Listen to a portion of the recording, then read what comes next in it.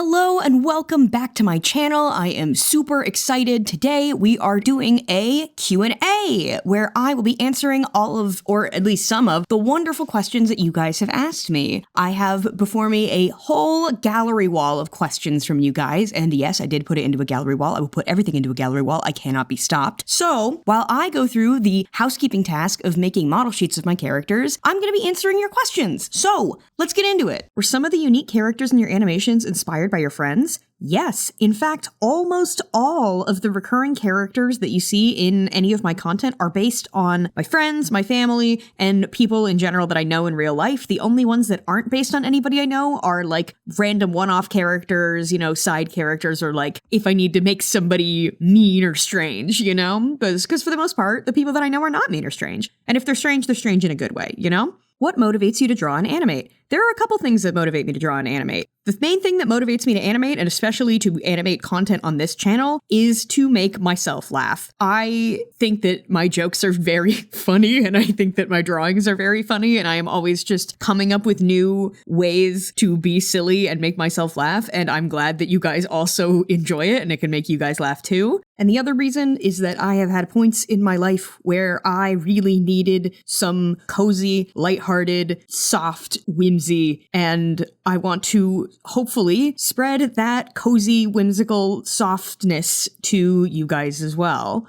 Is there a particular story, memory, idea that you wish to animate one day? Yes, absolutely. There are so many strange things happen to me all the time. Most notably, I would love to someday make a video about the time that me and the person who commented this got lost on a hike, and it got kind of crazy. So I definitely want to talk about that someday at some point. Also, hi, Hannah. When can your characters stop being so cute? Never. If your main character wasn't an owl, what would be your second choice? Probably a raccoon dog or tanuki, because I think they're cute. Have you ever done fun characters with mythical creatures, dragons, unicorns, etc., or do you prefer doing regular real animals?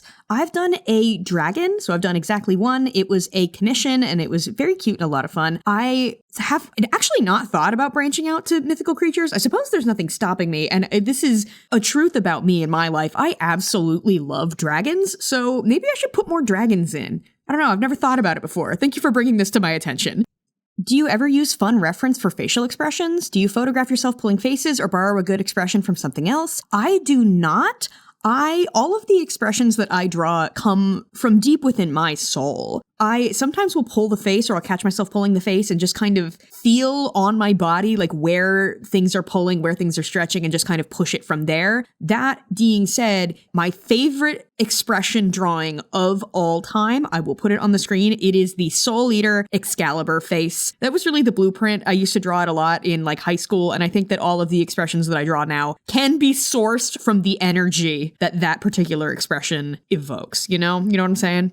Do you have a favorite animal to draw? And if so, why? So this kind of is going to come out of left field for people who don't know me in real life. It's the borzoi. They are so weird. They are a strange looking animal, and I love them. What art supplies do you usually use? I'm curious and looking to improve my own art. So if there is an art supply that exists, I have probably tried it. I am one of those people where if I see a cool art supply or a cool thing on Instagram or Pinterest or TikTok, I will go and try it. That being said, the main things that I use right now in my sketchbooks are Caran d'Ache, I hope I'm pronouncing that correctly, watercolor pencils. I use specifically the Pilot Sign pen. It is one of my favorites because it has almost no line weight. Zebra pens if I do want line weight, and a lot of my backgrounds I actually ink with a dip pen, and I do not know what nib it is. I have had it for probably a decade and a half. I've had it since like middle school probably, and I just keep using it, and I will keep using it until it breaks into pieces in my hand. And I use this brand of ink because when I was 14 years old, I read something about how manga artists use it, and I've never changed my stance on this ink. I've never tried any other ones. Also, I am honored to be one of your art inspirations. Never stop drawing.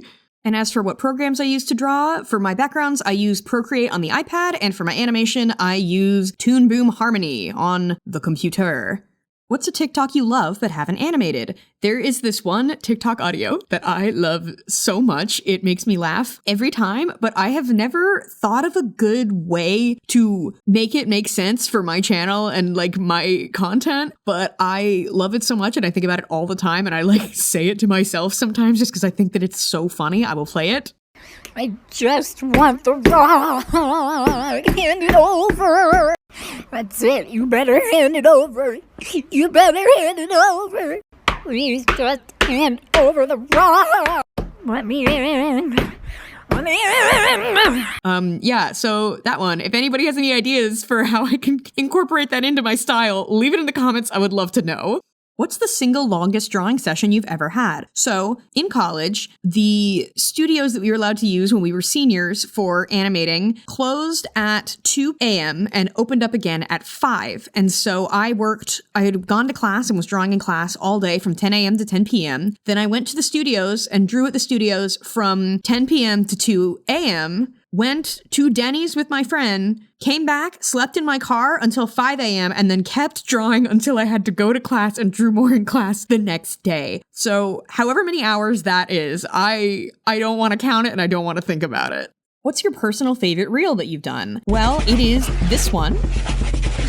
What the fuck is this kid doing? The voices! Because I feel like this was the first reel that I really started exaggerating, animating to the lip sync and just kind of pushing the voice lines as far as I could get them. And it was kind of just building up from there. It was a really big like turning point for me last year. So that one. And also it's so silly. What's your favorite hobby besides drawing? Playing Dungeons and Dragons and writing fan fiction. I do a lot of both.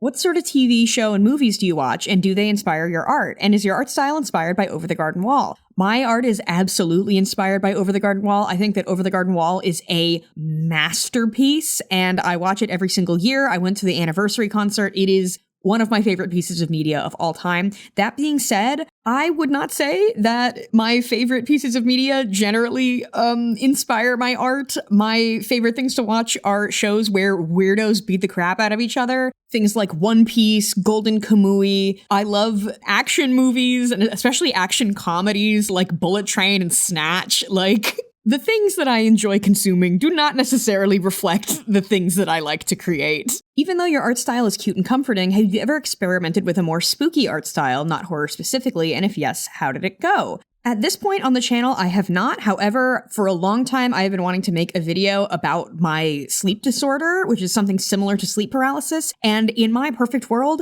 that video will have an art style similar to Faith, the video game, with this just disturbing rotoscope style. So hopefully I can make that happen someday because that would be so fun. And my favorite pieces of horror media are The Haunting of Hill House, Layers of Fear, specifically Conjuring 1, and the 2012 RPG Maker horror game The Witch's House. How did you get into One Piece, and what's your favorite arc? I got into One Piece because my uncle, who is Japanese, came to live with us for a year, and he introduced me and my brother to it, and my favorite One Piece arc is Whole Cake Island, because I love the drama. And how much do I like One Piece? This much.